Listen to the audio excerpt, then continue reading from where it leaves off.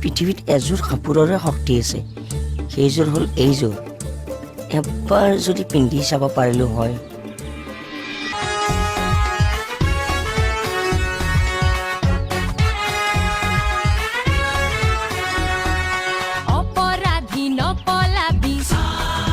হে মোৰ পৰ চাকৰি কৰিব মন আছে নাই? আছে যদি কাম ভালকৈ কৰা। কৰিয়েতো আছো ছাৰ। চব এই মেকুৰীৰ নিচিনা মাতলৈ পুলিচৰ চাকৰি কৰিবলৈ আহিছা। তোক মই স্পেচিয়েল ট্ৰেইনিং দিব লাগিব। কিন্তু আমি তো কোনো দোষ কৰা নাই।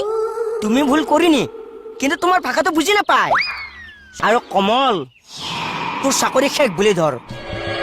তেনেকুৱা নকৰিব ছাৰ, এইবাৰতে মোক মাফ কৰি দিয়ক। দাদা আপুনি অকণমান শান্ত হওকচোন, মই কথাটো বুজাই দিম আপোনাক। এই দাদা নহয় ছাৰ, ঘৰুৱা সম্পৰ্ক টানাত নানিবা। ছাৰ বুলি মাতা। য়েছ ছাৰ।